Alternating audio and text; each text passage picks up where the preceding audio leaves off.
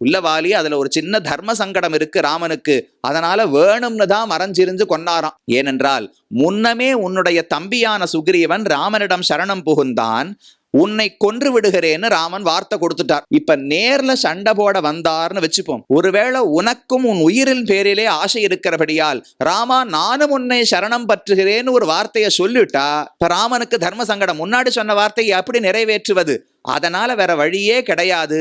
சுக்ரீவனுக்கு கொடுத்த வார்த்தைக்காக தான் மறைந்திருந்துதான் உன்னை கொன்றாக வேண்டும், அதற்காக அண்ணல் மறைந்திருந்து எய்தான் என்று லக்ஷ்மணன் மற்றொரு பதிலையும் சொல்லுகிறார். சரி, அதுக்கு மேல வாலி ஒரு கேள்வி கேட்கிறார்.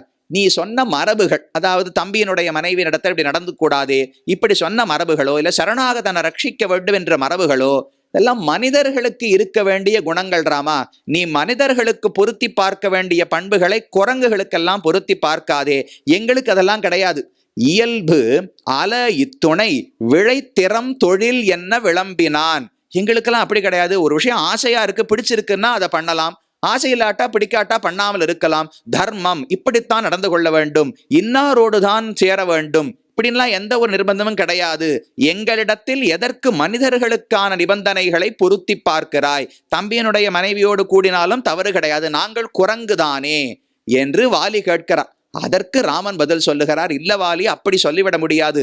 நீ சாதாரண குரங்கு அல்ல, நீங்கள் எல்லாரும் பிறந்தது தெய்வங்களின் அம்சமாக. வாலி இந்திரனுக்கு மகன், சுக்ரீவன் சூரியனுக்கு மகன், ஹனுமான் வாயுதேவனுக்கு மகன். இதை போல ஒவ்வொருத்தரும் பகவான் ராமன் இந்த உலகத்தில் பிறக்க வேண்டும்னு முடிவெடுத்த உடனே பிரம்மா எல்லா தேவர்களுக்கும் ஆணையிடுகிறார், ராமனுக்கு இந்த அவதாரத்தில் உதவுவதற்காக நீங்கள் எல்லாரும் வானரர்களாக போய் பிறக்க வேண்டும், உங்கள் சக்தியோடு கூடிய வானரர்களை படைக்க வேண்டும்னு பிரம்மாவனுடைய ஆணை. அப்ப ராமன் சொல்லுகிறார், நலம் கொள் தேவரின் தோன்றி, நீங்கள் எல்லாம் பிறந்தது தேவர்களுடைய அம்சமாக.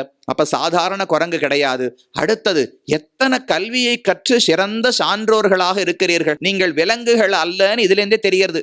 ஒண்ணு தேவர்களின் அம்சமாக பிறந்திருக்கிறீர்கள், எல்லா கலைகள் அற நூல்களையும் கற்றிருக்கிறீர்கள். அப்ப சாதாரண விலங்குக்கு இருக்கிற நிபந்தனைகளை உங்களுக்கு வைக்க முடியாது. மனிதர்களுக்கு பார்க்க வேண்டிய தர்மம் ஆச்சாரத்தை தான் உங்களுக்கு வைத்து பார்க்க வேண்டும். அதன்படி பார்த்தால் நீ செய்தது தவறுதான் என்று ராமன் சொல்லிவிட்டார். அதனால் எங்கள் பூமி அல்லன்னு சொல்ல முடியாது, எங்களுக்கு இங்கு உரிமை உண்டு. நீ தவறு செய்யவில்லைன்னு சொல்ல முடியாது, செய்திருக்கிறாய். மறைந்திருந்து கொன்றதும் தவறு கிடையாது. அதற்கு மேலே உனக்கு இந்த பொருத்தி பார்க்க முடியாதுன்னு சொன்னதும் தவறுதான். ஆகையால் நான் செய்ததில் எந்த தவறும் இல்லை, உன்னை கொல்வது தகுந்ததே என்று ராமன் சொல்லுகிறார். இதை கேட்டு சரின்னு வாலியும் சாந்தமடைந்து ஒப்புக்கொள்ளுகிறார்.